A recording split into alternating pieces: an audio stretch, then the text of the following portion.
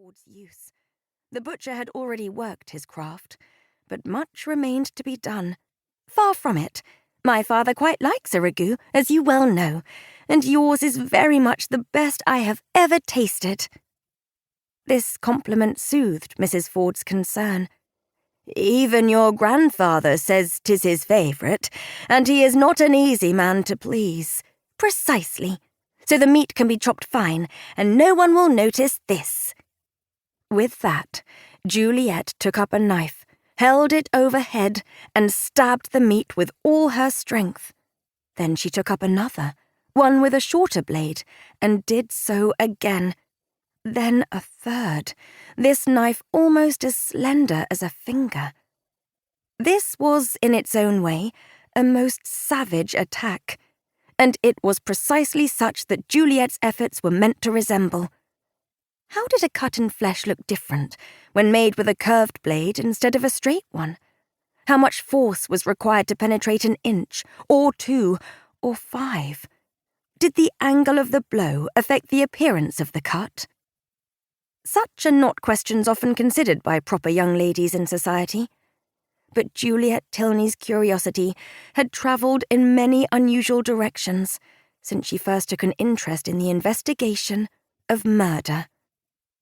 She could not be faulted for such a morbid turn of thought, for the subject had been forced upon her. First, at a house party in Surrey, an uninvited guest by the name of Mr. Wickham had been bashed on the head and left lifeless on the floor in the dead of night. Then, during a trip to visit friends in Devonshire, the young Mrs. Willoughby had drunk a toast to her future well-being, which had proved to be laced with a fatal dose of arsenic. Both these crimes had been solved, not by the local authorities, but by Juliet herself, in tandem with a young gentleman of her acquaintance, a Mr. Jonathan Darcy of Derbyshire.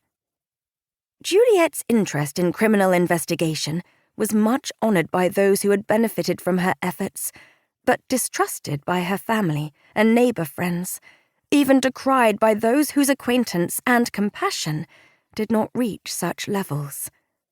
Such a pursuit could not be considered ladylike.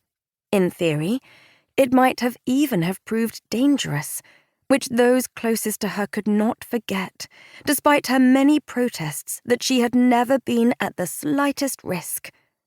How could her parents, her aunts and uncles, or particularly her stern grandfather, be expected to respond to such behaviour without dismay?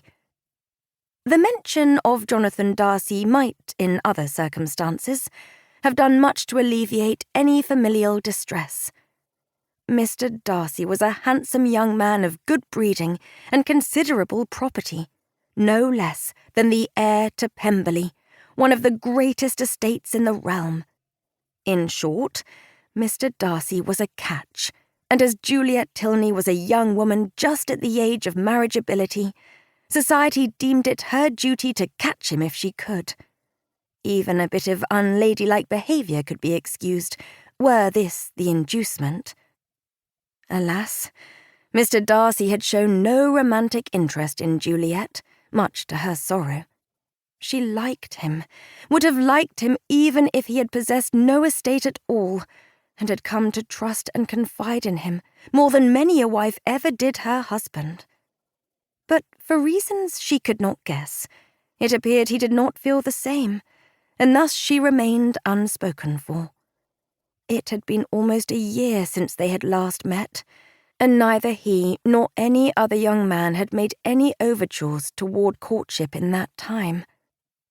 Her trip to Devonshire had attracted another potential suitor, who, if not quite as wealthy, was also highly eligible. Unfortunately, this man had proved to be the very murderer she then sought. Juliet had, at times, wondered disconsolately as to whether she attracted only criminal elements. If so, woeful years lay ahead of her. But she was not of a temperament to mope and sulk. The trait she had most admired in her false suitor was an interest in natural philosophy as it pertained to the commission of murder. Her finishing school education would not allow her to test chemical substances, as he had done, but she had come